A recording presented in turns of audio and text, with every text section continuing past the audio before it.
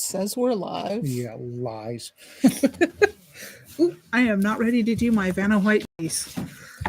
We got a whole stack of stuff over here. And it just grows and grows and grows. Look, Moggies, a galaxy far, Yes. far away. Fur away. Fur away. That is one of Rita's brilliances. Yes. Um, Apparently, Moggy sold really well at KC, Planet Comic Con. Moggies always sells really well. So today we need the air conditioning. No kidding. 88 degrees. So if you would send us a coffee, so to speak. Mark Schwartz again. I cannot get my legs up there like that. I have not been in that direction any longer. For a while. Friend of ours, Smartass T-shirts, tinyurl.com, Among Leaves Tees. She does that so much better than I do. And last but certainly not least, and today for sure, and you'll see why in a minute, King Harv's Imperial Coffees. Tell him that we sent you, because then he'll do this. You want to talk about them while I present them? Coffees. He said we us have coffees. Coffee. Apparently, Dave at King Harv's listens to the live stream because the majority looks like Pacific Rim this time. We got Philippines and Fiji and Bali. But the other three, yes, Bali's really good. The other three are the African coffees I like. Yes, the other. I'm holding them up nice and still so they can read the descriptions. The Ethiopia is good coffee. I am now coffee thanks to this hospital. I mean, dark honey, apricot, and dark chocolate. That just sounds Ethiopia's lovely. where coffee came from, guys. They know what they're doing. Here's Bali. Bali is a truly low acidity coffee. It is very easy to drink. Mm-hmm. It's good breakfast Dangerously easy until you start fluttering. Yeah. My personal favorite, the Uganda. Uganda it's a Liberica coffee. It's a rich coffee, and it's got punch to it. It says it's a Neanderthal of a coffee. What does that say about you? We already know what that means. And the Yurgachev see if it'll focus. There we go. Is there's somebody on here that loves the Yurgachev. Somebody in the comments, I think maybe Brian Nad. It's a really good. So those are just a few of the many specialized coffees that King Harv sells. I know at home we just finished off a bag of Brazilian peaberry, and it's lovely. I'm going to miss that one, but we just are opening up. Trying to think if we just open up or if we're still grinding through the peaberry, but we have the Raconteur Press blend up next, so which is a nice blend. Do you get your coffee as whole beans or ground? I think these are all whole beans. He sends it. He sends whole beans, and I splurge for a decent coffee, bulk coffee grinder. Yeah, and we'll dump half a bag in at a time and grind it. Yeah, we have. I have a nice coffee grinder at home that you press the button and it grinds what we like to have for our coffee. But I didn't get that one. No, I got a bulk coffee grinder because I know this much. So I scrounge and I picked mine up on Facebook Marketplace for far cheaper than it would have been new.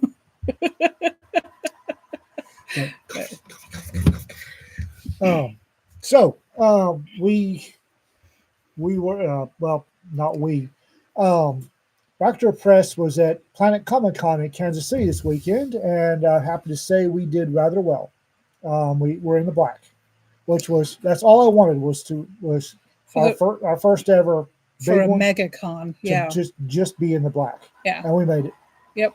So we're excited about that. Neither you nor I were able to make it for this one, but we had a full crew on deck of authors and editors, and of course, Jonna, who makes everybody wear pants, which is important in a booth when you're trying to sell things. And you also have to get the hell out of it so people can see things. Well, yes, and she also makes sure that they don't clog up the booth so we can have foot traffic come in and look at all the lovely book covers. And actually look at stuff to buy.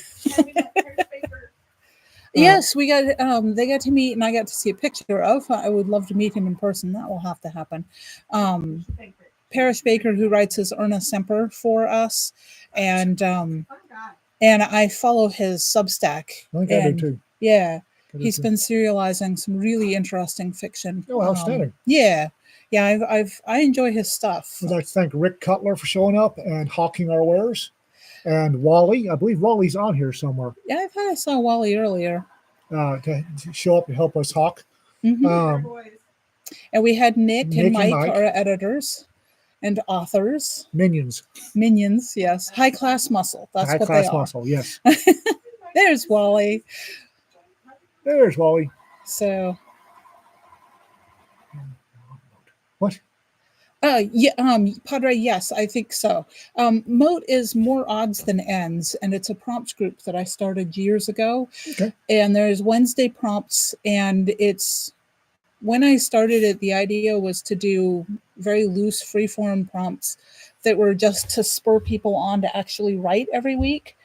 And we exchanged prompts. We'd all submit a prompt, and then you get randomly assigned somebody's prompt.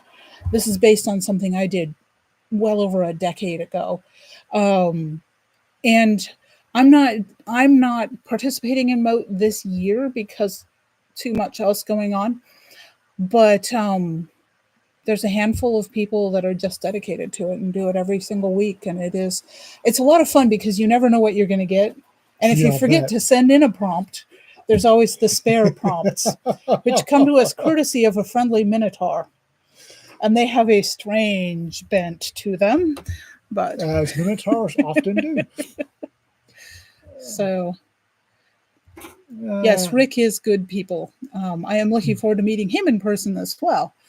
Jonna, Cedar, be afraid, wary, afraid. Something coming for Ian in the first week of April. Well, I'm traveling in the first week of April, so I shall be safely away. Well, now that I know it's coming, I'll just protect the package. I'm glad you're enjoying it, Padre. So, Plasma Pulp is still doing rather well. Yes. As is Misplaced. Weird Warfare, I think, is still number one. Weird Warfare is hanging in up there. The Angry Sasquatch, or the Angry Yeti. I always thought of that as a Yeti. I thought it was a gorilla. Just in summer foliage. We're actually starting to make money. Believe it or not, this has not been a money making business. It's a startup. It's a startup. It's a startup, and we're bootstrapping it. We're starting to make money. Plasma Pulp, Weird Warfare, and the John Van Stry novel Misplaced are treating us well. Yes. 2 and 4 with Weird Warfare and Plasma Pulp. Number 2 and number 4 new releases in sci-fi, science fiction anthologies. Yes. Well, and that's the thing with Raconteur Press is we're bootstrapping it. We're pulling ourselves up from having started just with a whim and no real plan of where we're going, and then suddenly we realized that this could have potential. Not only did I not have a plan, I didn't know what the hell I was doing. Fortunately, I stumbled across people who did. Yeah, we're figuring. Yeah, it's Buy Wally's novel. He's starting a new car fund. Apparently, Wally had an oopsie. What? Yeah, he's mentioned it. Mentioned it in the comments. He mentioned it, but let's not talk details because apparently Wally had an oopsie with his car. So that implies it was Wally's fault. It was not Wally's fault. No, an oopsie is just an oopsie. But however, Wally has a wonderful novel coming out soon, so keep your eyes peeled. Yeah, I'm still working on the cover for that. I want to give it the perfect cover because it's such a good book. Yeah. So, no, it's when we say we're bootstrapping assumes you know what you're doing. We are blazing new trails. Damn. I mean, I knew a lot of what we were doing. And furthermore, I knew that it had the potential because I've done anthologies as a one-woman show. Mm-hmm. And I have the skills to be able to actually do a cover. I can edit, although it's not my favorite. So I knew what we were getting into, and I knew that as part of a team, we had a much better chance of prolonged success because, as a one woman, I have my business, Sanderley Studios. Those are forearms. What? Oh, you just figured that out. Sorry, you just totally. I didn't mean to distract you. I'm sorry. That was the male gaze in action, y'all. Let me see that. Those are forearms. They're not boobs, they're forearms. Click. There is nothing wrong with that assumption. Anyway, Oh. I will say one of the fun things about Kansas City while we were in the booth is meeting our readers and stuff that love us. And it's really fun to have somebody come around the corner and go, oh my God, you guys are here. Yeah. Apparently we got recognized. Well, and what's really fun too is the guys getting to interact with people who've read their stuff. Yeah. You know, having authors in the booth is like the best thing ever. I mean, it's so much fun. Rick was like, and I'm in all the Space Cowboys, and then we'd open up the Revolver ad, you know, and people loved that. They were like, oh my God, they're like, touch the magic, you know. Have we done a thing on Substack about Rex Cutler, small arms dealer? No, but we should. We definitely should, because we memed poor Rick Cutler. And he loves it. I did send him home with the Meet the Author signs. Oh, good. Because they deserve it. I figured that was probably a good place for them to go. Yeah. So I did special signs for each author that I did their art and stuff, so that they would have the ability to announce when they would be in the booth and who was going to be there. And so evidently Jonna gave them their signs with their art and everything. Oh, good. So yeah. Oh, good. So yeah, I have to say, I mean, I'm not doing a lot of cons right now for reasons, but there is something really rewarding about being in a booth and being able to be like, these are my books. But even more so if you're just like randomly at a con and a fan walks up to you and was like, I really love, in my case at FinCon, it was the Groundskeeper series. When will there be more Chloe stories? Which came just at a time as I was starting to write one. So it was good timing. But as an author, those little moments of feedback are really encouraging. So I find me mildly terrifying, but that's just me. As fans, please do that. I mean, politely and gently. Don't run up and scare authors. But if you tell them that you like their stuff, you will make their day. Unless maybe it's Ian, because he seems to have mixed feelings on that. It's people. Yes, but it's people that like your work. Anyway, so let's see here. Damn, those are arms. It differs. If you run at Ian, he will probably run away. Yeah, run away. So what's going on with Raptor Press? Let's see. We've got Weird Warfare 2. Weird Warfare 2. Weird Warfare 2 is coming out because we couldn't do Space Malfeasance. That one. So many good stories. But we got a good chunk of stories. So it was easy enough to swing out and replace Space Malfeasance. And we'll come back to Space Malfeasance again. It was a really good concept, and it just it hit at the wrong time. Yeah, it was just not good timing. So we'll try that again. In the meantime, Weird Warfare 2, I'm going to be working on the illustrations for that actually. But not this evening, because this evening I will be working on getting Dave Freer's novel set up. Storm Dragon is coming very soon. I don't know if I have a date I can announce yet. Not yet. I'd like to remind everybody, and y'all need to spread this on the social medias, is the serialized version of Misplaced is coming down. Tonight. Yes. Tonight at midnight? Tonight sometime. Tonight, once I get in there and press buttons.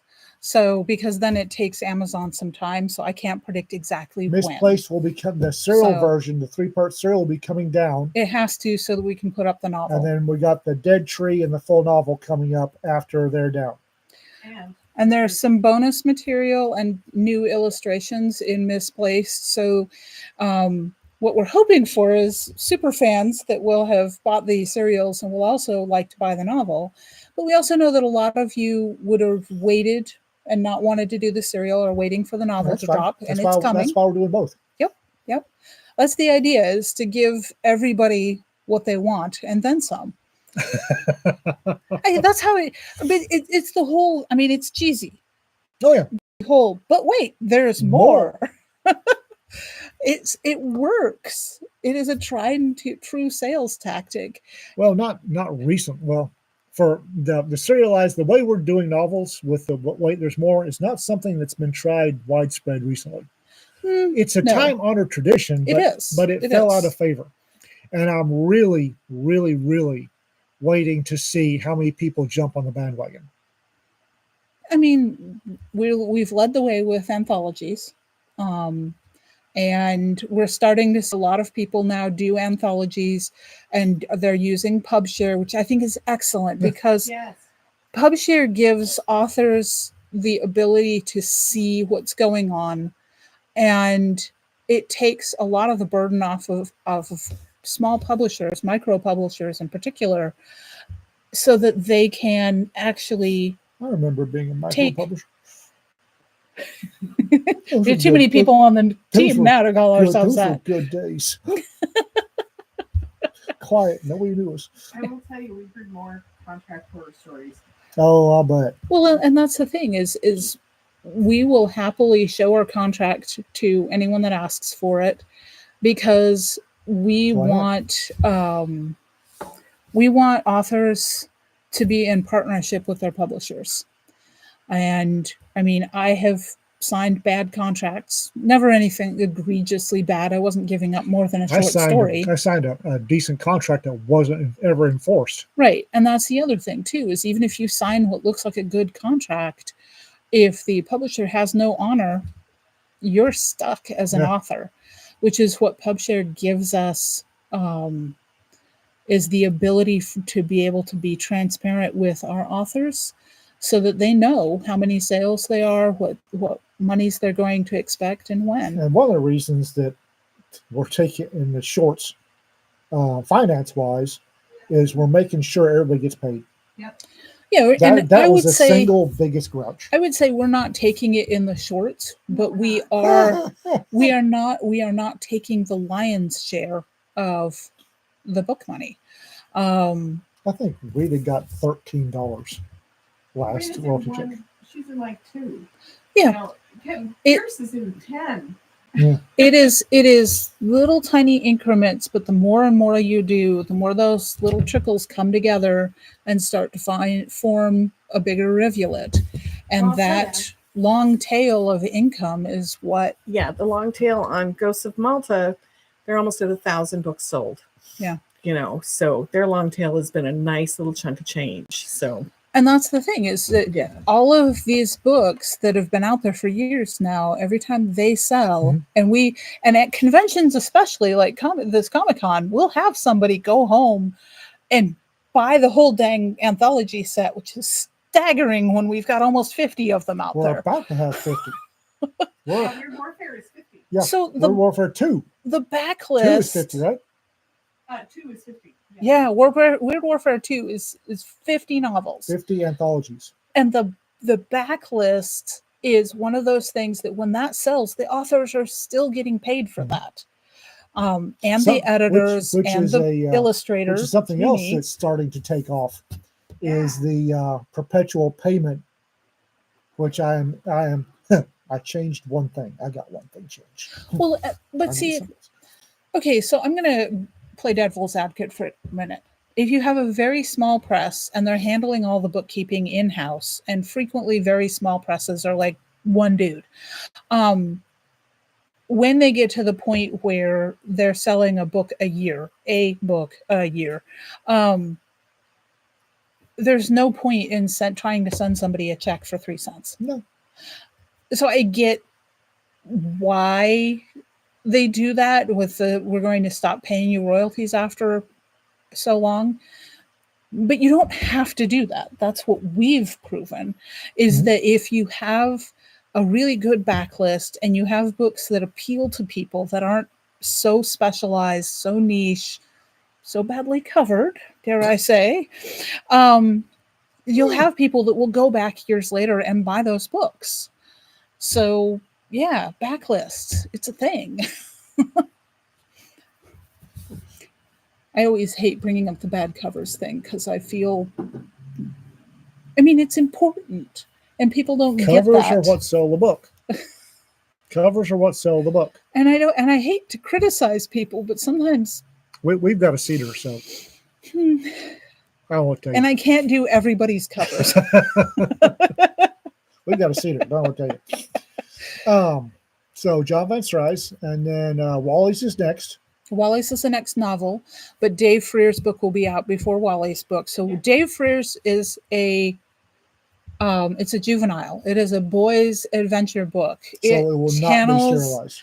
No, it will not be serialized. No. It will be one novel, paperback version, and I forgot to tell you. So I sent him the PDF so he could pre-approve it, right? He absolutely loves the illustrations. Excellent. Loves them. Excellent. He was so excited about that. Well, I knew as soon as I read the book, I knew what the little dragon was in real life because Dave does this from his background as ichthyologist and marine biologist. And really wanted to honor that with the little guy in the illustrations. And it was, yeah. Did well. Congratulations, TC. I'm very happy to hear that you're on your way to rehab. So, yes. And then she says 7 to 10 days or less and she's home. Yay! Oh my gosh, that is such good news. We were so worried about you. Having Ratchet in 1 year and still paying authors long tail sales should be standard. Yes, I'm working on that. I mean, we are doing our best to be a good influence, as weird as that is to say. I have been oftentimes an influence. The number of good times I've been an influence is sketchy at best. We specialize in shenanigans. Oh, we love shenanigans. We love Changeling's Island too, which is Dave Freer's other YA book. That book came out when I was still a children's librarian. And I instantly bought it, not just because it was Dave, but because the boys that came to the library struggled to find anything that they wanted to read on the shelves.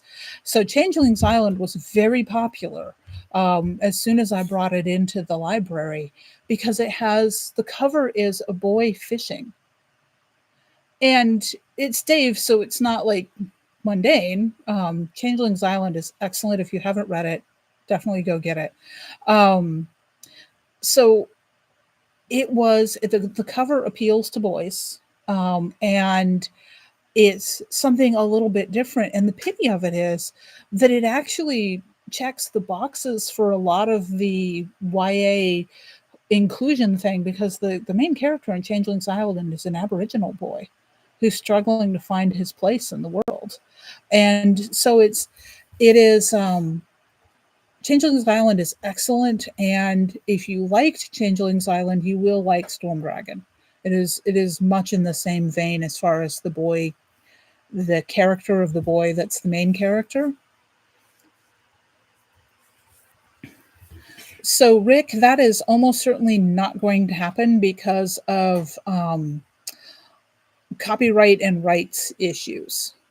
So there's a lot of complexity. I've had some people explain that to me. I too would like that. Actually, that segues into something I wanted to talk about. Okay. Pass me a bag of coffee while you're talking. Sure. He's going to huff coffee. You guys should know better than to get me on here and then get me started talking.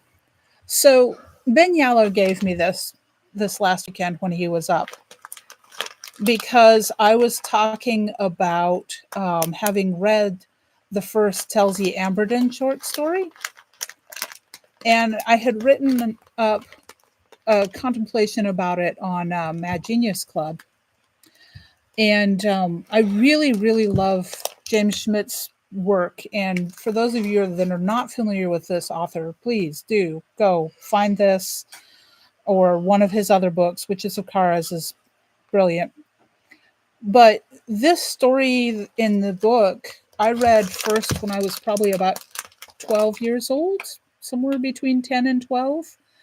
And it has been collected and re-released in a Baen collection as well, but the editing is different.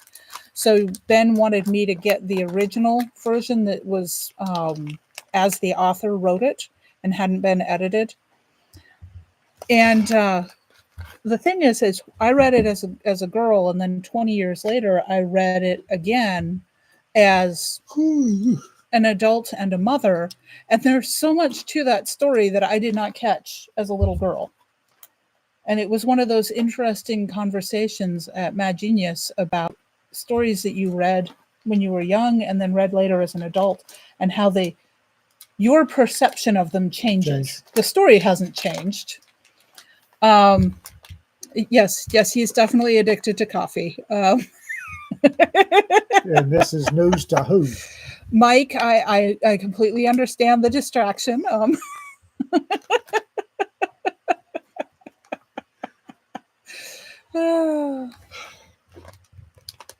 I'm glad people have enjoyed Rex Regis too. We were pushing people to go buy that. He would definitely chew on the coffee beans if we let him open the bag right now. So. And Jesse, that's an excellent point. He says he first discovered Witches of Karas in Asimov's Witches collection in the opening novella.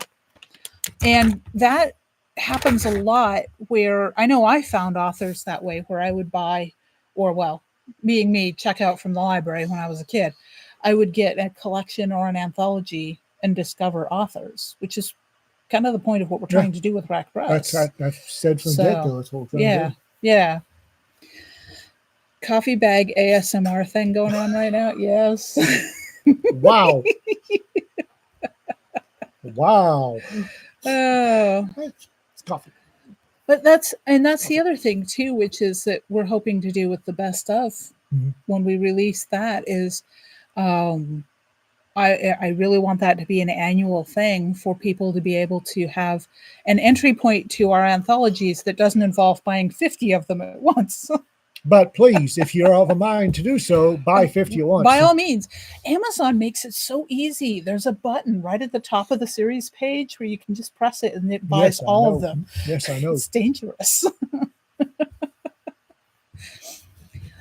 And I mean, the fun thing about the Best of anthology was that we decided that as selection editors, as the Rack Press staff, we would be hands off, and we let the other authors choose among their peers. There was a pair chosen, which I think is that much more.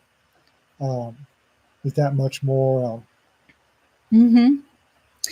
it's that much more powerful because it's them looking at one another and choosing out, oh, this guy's really good.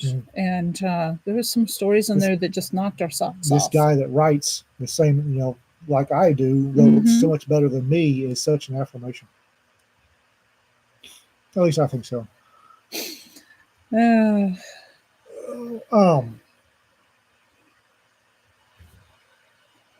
Squirrels. Glow stick. Fuck. Oh, so it was a cute little girl in a squirrel costume. Jonna has just informed us that there was a cute little girl in a squirrel costume at the Comic-Con. Did somebody give her a glow stick? I took pictures of her. Mike wasn't in the booth, which is probably a good thing. No glow stick, there were photos. No, she was cute, so she's adorable. But I was like, my friend's screaming. So. Rick, after 25 and 25, we're not going to be quite this aggressive with anthologies in the future. We can't. We're going to try dialing back. We cannot practically do 26 and 26, 27, 28, 29. 26 is 26 is the max, and we're going to look at dialing back a little bit and see how that works. Well, we have boys' adventure books. We have novels. We want to do more of both of those, especially the boys' adventure books. Hey. Right. Now what we want our short story authors to graduate to novel writing, but we still will do anthologies because there are some people that prefer shorts. So Weird West anthologies, I believe Rawhide Revenants is still open. Should be. Check our Substack. Yeah, check the Substack, the open calls page. I wrote a post on what was. You did the Monday post. You did, yeah. We always post on what's open. Every week on Mondays. If you catch our Substack on Mondays, it'll tell you what's still opening, what's closing, what's coming out. But also on the Substack, there's a tab called Open Calls. There is also a tab on the website. It's static, so that one doesn't get updated as often. So it's the whole year. It'll be what's already closed, but there's dates on everything. And we stay with those dates because not that we're scared of her. No, it's just that when you are this nut to butt, if one thing goes wrong, you start a failure cascade. Yep. So we can't afford. We have near the brink of that a couple times. Yeah. No kidding. Which is par for the course. And one of the reasons we were doing this is we do need to get on the edge of a failure cascade. If we don't, we're not pushing hard enough. Right. If we're not pushing hard enough, we're not learning. So the Weird West anthologies do very well. But here's the thing. I mean, submit the story, please, by all means.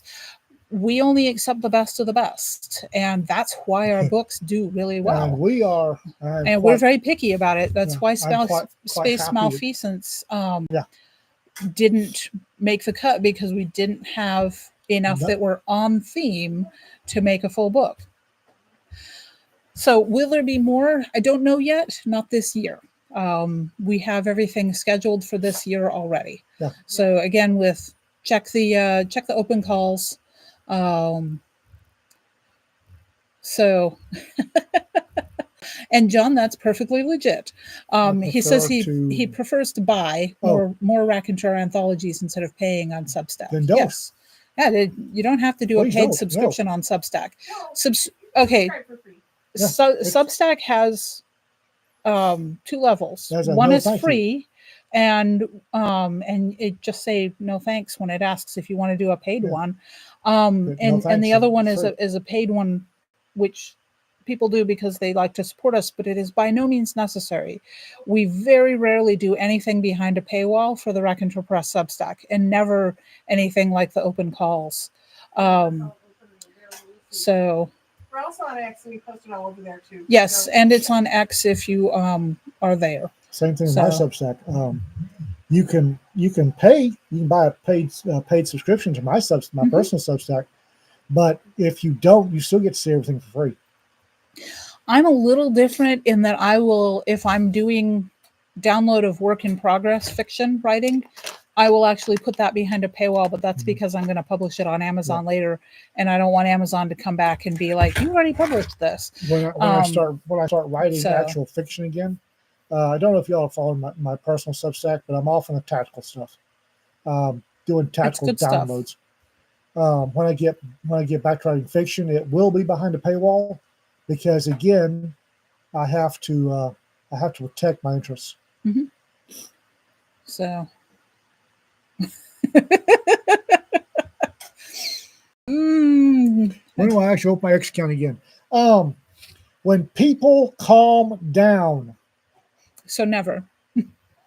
Facebook and X were not good for my blood pressure. This last couple of months were not good for my blood pressure. I will say that the thing that I've learned about Substack is that it tends to be slightly less trollish. Oh, yeah. I say this having had a troll on one of my posts recently, which I kindly encouraged to, bless her heart, and she blessed right off. But mostly, I would say that 99% of my interactions with people on Substack has been very positive and very thoughtful. I think there's something about long-form reading that you get thoughtful people. The interesting thing about Substack is I'm noticing the same people that I want to skin alive on Facebook. On on Substack are eminently tolerable. The same piece in the people I would like to hold under the water on X until the bubbles stop. When they're on Substack, they'll actually interact rather than just one side screaming. I think it has something to do with the long form of Substack. Probably. I think it encourages people to slow down, process, and therefore you're actually fully engaging their brain. They're not just doing the flash emotional reactions to the mimetic content that you find on Facebook and X. Hits. And it's not even the dopamine hits. X and Facebook and other social media things are all about provoking emotion.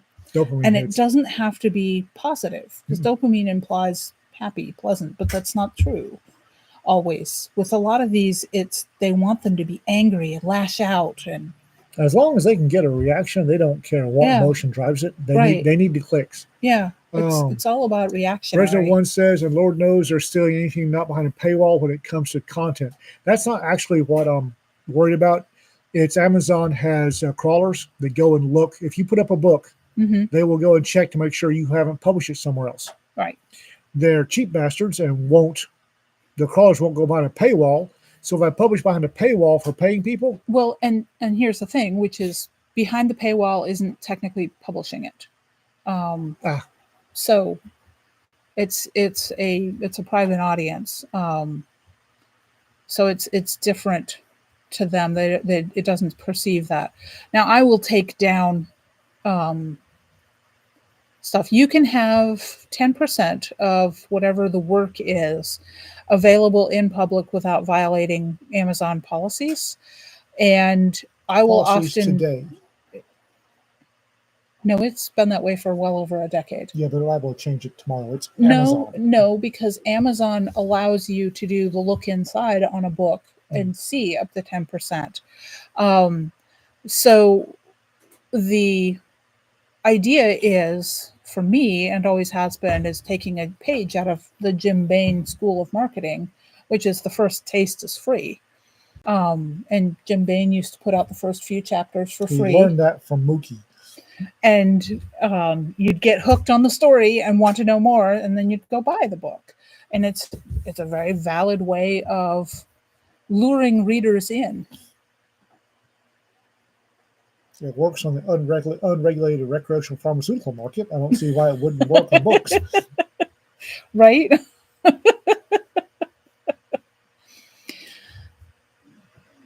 Yeah, if it bleeds, it leads. There's a reason that is a media sales talking head thing, because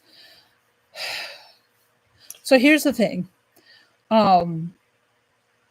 Advertising has driven media for a long time. Since the second day that newspapers were published. Subscriptions to newspapers and magazines and whatnot have rarely paid all of the bills. Nope. And in fact, I would maybe go so far as to say never paid all of the bills. And so you have to have advertisers. Advertisers don't care about content usually. I mean, you really piss off people, then the advertisers care. But until then, they don't.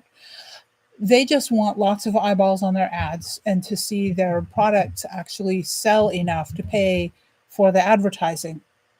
Usually, not always. The actual return on investment on advertising is rarely balanced. I ran into this long before I was involved in publishing. A lot of the ads that we ran when I was doing an entertainment business were more about brand recognition. Mm-hmm. Because if people recognized your company's name, they thought, oh, this is legit. I can trust them. If I buy their product, I'm going to get what I pay for. So having your name in front of people is about brand recognition. And then people will, when you catch them at just the right time, when they need what you're buying or you're selling, they'll actually buy it. So you might spend $1,000 on advertising and not have $1,000 worth of people say, "Oh yeah, I found you because of X ad," but they were softened up and warmed up into buying your stuff because they recognize the name. It is much more difficult to do that these days without the limited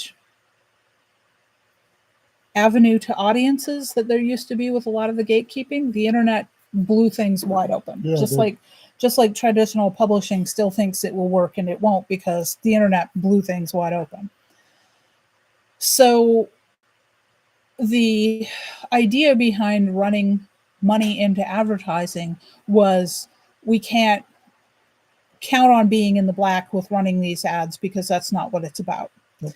The result of that was that a lot of companies ran themselves into the ground because it was all about running the ads without ever stopping to factor in, am I selling enough to justify running these ads? And when advertisers run into the ground, the newspapers, the magazines, the TV channels run into the ground, which is where we are now. Man Boncher. Okay, for a new indie author who's trying to build an audience with very limited funds, how do they use that money wisely to grow their audience? He said wisely. You have to build a community. You have to build a community that wants what you are putting out there. There is a phrase that has gotten a lot of bad rap recently, but it's called content marketing. And this is what I've done. This is what Law Dog has done on his blog. 25 years. Yep, I've blogged for 20 years. He's done it for 25 years. I've been known to call him the blog father because he birthed a lot of other bloggers. A lot of blog children out there. A lot of them. So it doesn't have to be a blog these days. Substack is a lovely going back. It's a flashback to the blogosphere. I was delighted when I first got involved in it. I'm like, this is where they went. This is where the bloggers went.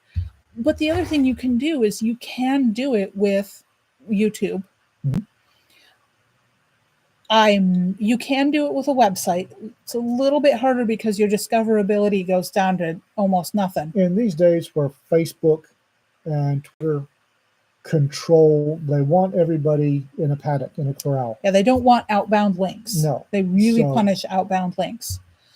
So the ideal mix is to engage with people on social media so that they'll actually follow you off to the more long form, to a blog, to your YouTube. Now, the short form versions of YouTube would be TikTok, Reels. This is outside of my experience. I've dabbled a little bit. I actually do have a YouTube channel where I've done read-alouds of children's stories mostly. There is absolutely such thing as bad publicity, Carlton. There is. So what you need to do is use the availability of free internet, YouTube, and the rest of them, and build a brand. David, I don't know if y'all saw the Mirthquake interview. The Mirthquake. He's an author. Yep. And what he's doing is building a brand with his Mirthquake thing. Yeah. Which is it's a fantastic and really good little. It's a hell of a good little setup. Yeah, you guys should definitely look him up. He's on YouTube. I know it's doing a podcast thing, so he may be on other. On X. You can find him on X if you're on X. Everything links from there for him. So. Right, but I'm talking to an audience that's on YouTube. Yeah. So my first assumption, and this again, if we're talking about building community, is if you're engaging with an audience that is on a platform, then your best bet is to continue to engage them on that platform before you say, oh, go elsewhere. Because when you're building your community at first, the ties are fragile. And if you go yanking them around, you're going to break those ties and lose people. When I started in 90, it's more than 25 years.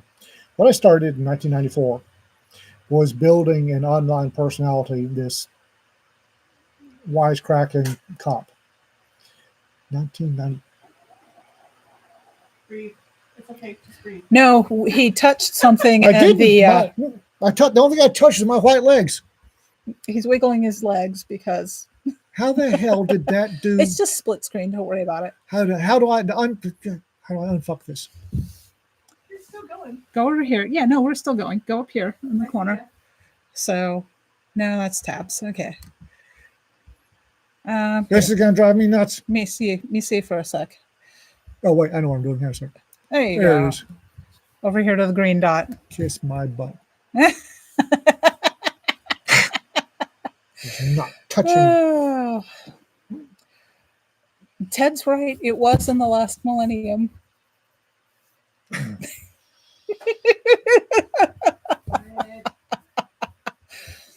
But here's the thing: is The Law Dog goes back to 1994 on the Reicher Productions homepage.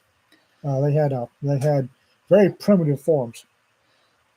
the thing is what you're doing in all instances doesn't matter what you're selling, whether it's a book or what anything. You're building a relationship. And you want people to be able to trust you. In our case, we want people to be able to trust us to deliver good stories, good reading material. Fools. No, we deliver some damn good reading material in our anthologies, and I will back that to the hilt. Reviews for Ghosts of Malta. Very first book. That was 50 books ago, man. You know what? Now we're going to send them plasma pulse Yes. and have them review that. Yes. So, But seriously, with any kind of sales and marketing, you're building a relationship. And so you want people to trust you to deliver the goods. Mm. And that means that it takes a little bit of time because trust does not come in an instant. No. I walked into, and you can lose it quick. Oh yeah, absolutely. I walked into a store looking for an oven several months ago, and we were met very shortly after wandering in and starting to look through the appliances section by an overeager gentleman who wanted to sell us something. And so I told him what I was looking for, and he showed me what he had on the floor, which was not what I was looking for. And it wasn't until my husband asked him a question that hadn't even crossed my mind that we realized that what he was showing me is, because I wanted a dual oven. I wanted two ovens. And what he was showing us was one of what they call a convertible, which is you can open half the door or the whole door.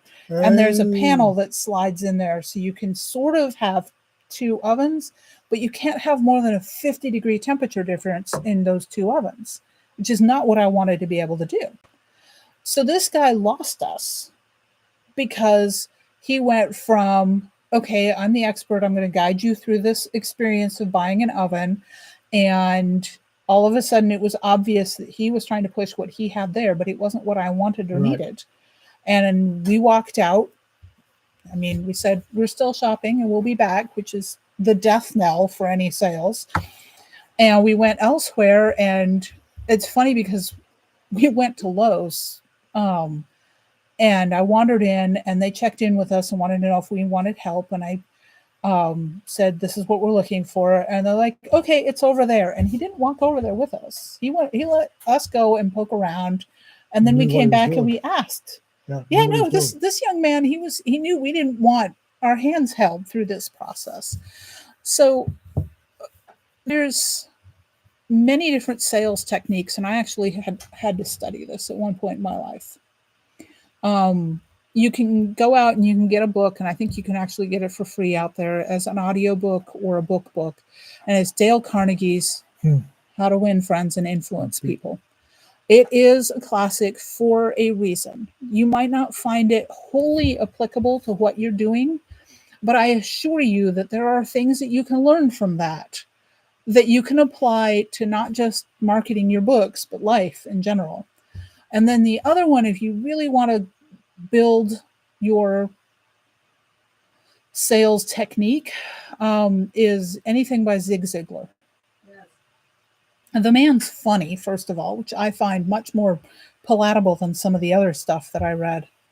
And finally, the last one I'm going to tell you that you really need to go find, even if you find it at a library, is Seth Godin's book about building tribe, because tribe is exactly what you're doing as an author. You want to find your tribe, your niche of fans that not only love everything that you do, but they're going to tell everybody they know, random people they encounter in the grocery store, about your work.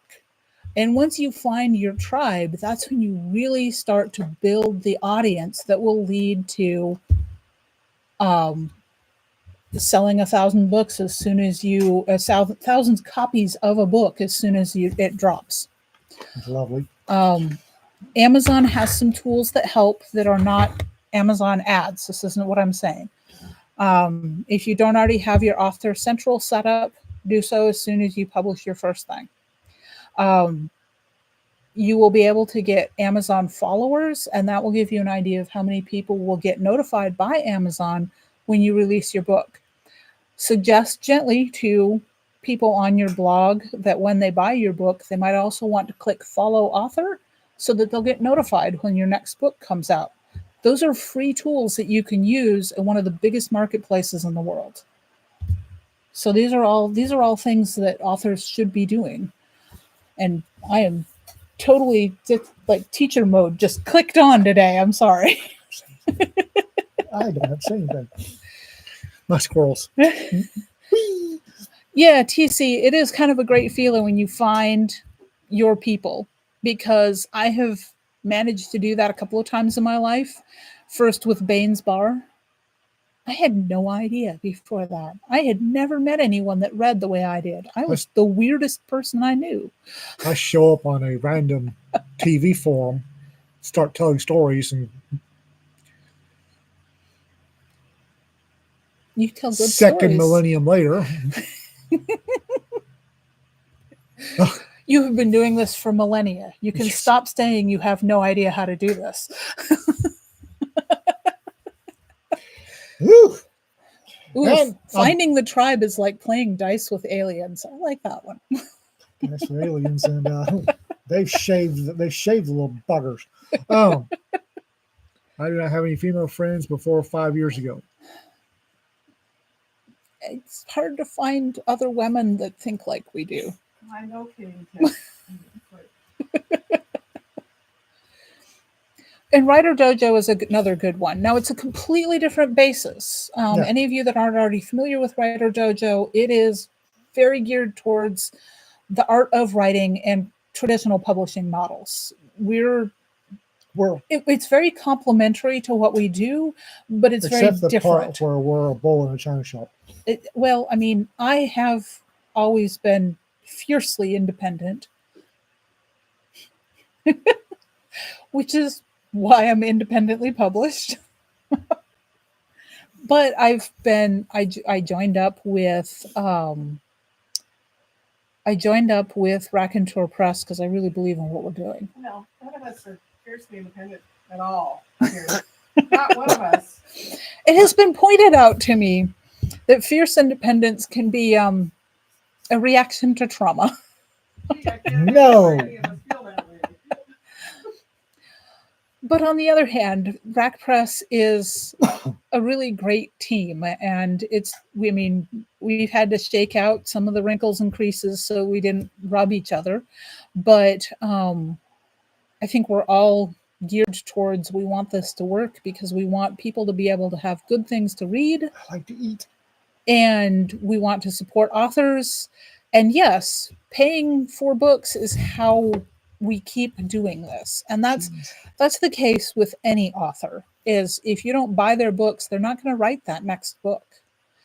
And if you've already bought that book and you can't justify buying another book to give as a gift to a friend, at least tell a friend about your author's books, because if you like that author and you want more from them, they've got to sell books. When all you can afford is Velveeta, it gets kind of boring.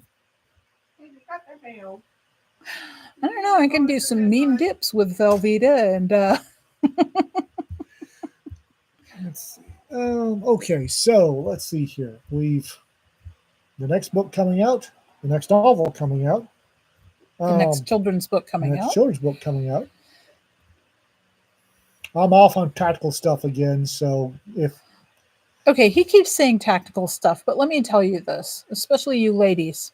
There is stuff in those blog posts that he's doing right now which are critical to navigating life safely and successfully.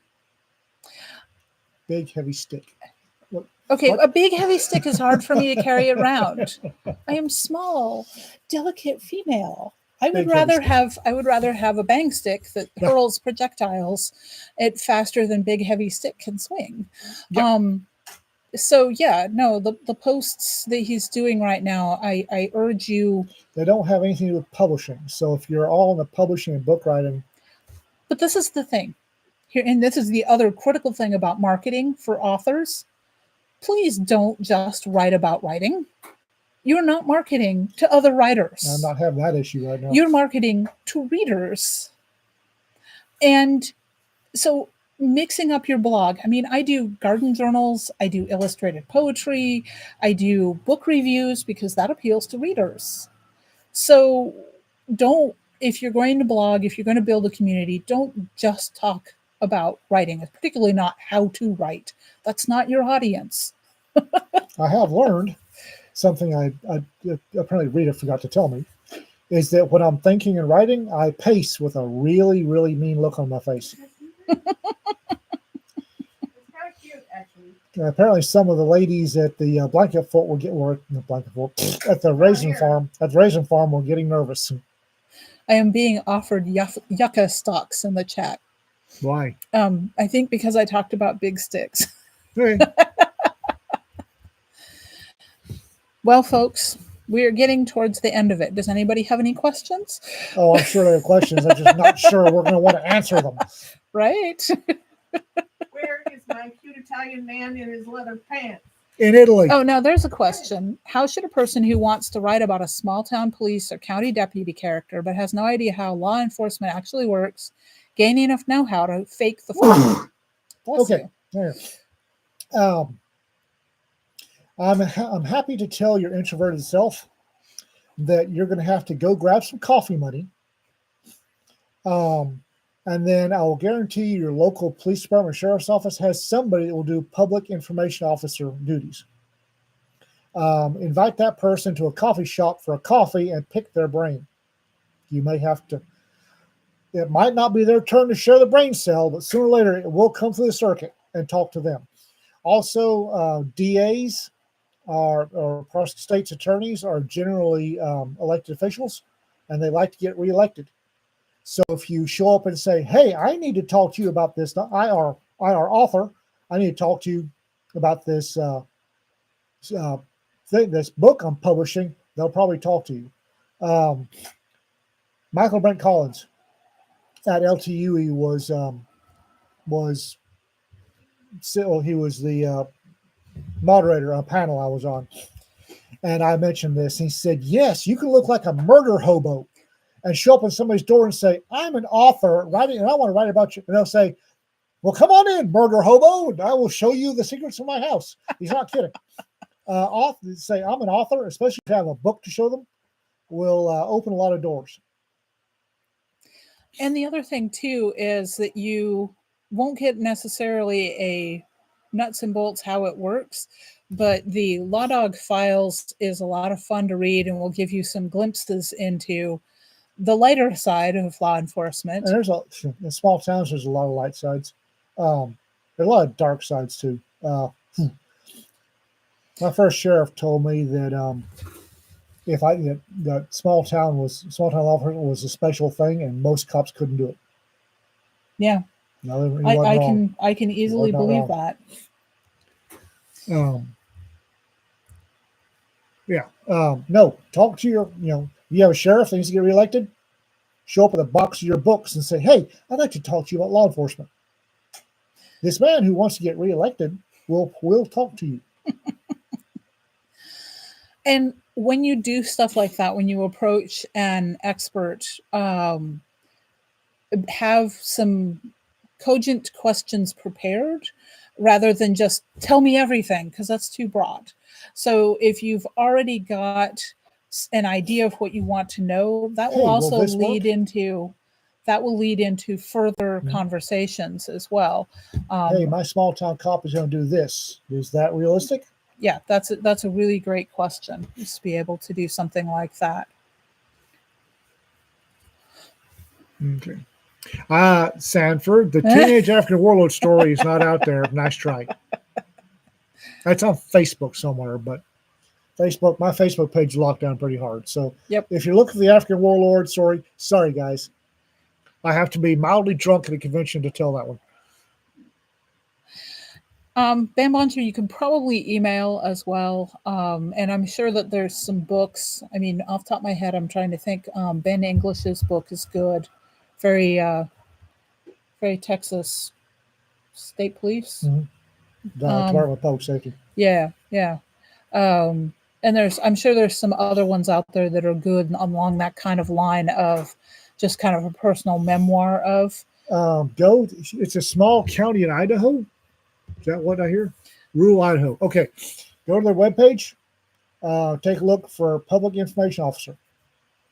You may or may not find it. Look for email addresses and grab one. Yeah, and again, have prepared cogent questions that aren't really broad, because these people are usually busy, especially small town law enforcement, because it's feast or famine for that kind of thing. And I don't know of a single cop that would turn down free coffee. I seriously don't. And a lot of them will take the time to answer an email, and that's true for most subject matter experts. And if you want to find out if your cetologist if your whales will really actually do that, you find one. And scientists love to answer emails. Woo! They love to answer emails. So, and the other thing is, don't ask overly dark questions, because law enforcement do not react well to stuff like that. And like Sanford said, no one wasn't much of a cop. Leave that part out when you contact them. Right. As always, just manners. We have them. Common courtesy goes a long way to greasing the skids of social interaction. Any more questions? I think that was all that we wanted to address, because one of them was, which is scrolled up there, which was, can you go for another hour? And I think the answer to that is no. Oh, all right. We've already gone for an hour. Goodness. Thank you for reminding us. We need to go help Jonna. Jim will be back from his borescoping on Thursday. So we will, Jim will be back sitting in this seat on Thursday. I get back to being the comic relief.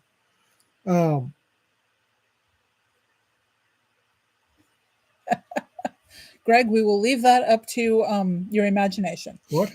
He wanted to know which end. Which end of what? Jim. Oh. He's getting borescoped. We'll leave it at that. So yes, we'll be back Thursday. We'll be back Thursday. Thursday noon Central Time. But we'll be on Jim's channel, not here. Right. And in the meantime, thank you so much, all of you guys, for coming and hanging out with us for this hour. As we stumble around trying to, like most everything. I mean, today, like I said, my teacher switch got flipped on. I don't know. We like flipping on Cedar's. Cedar's my husband is in the chat. Let's Cedar's teacher switch, because we always get such interesting facts. Well, folks. All right. Oh, look. Hey, we've actually got 23 likes to our 30 people watching. This is a better average than normal. Yeah. Woohoo! All right, guys. We're out of here. Be safe, and we'll see you on Thursday. All right. Bye.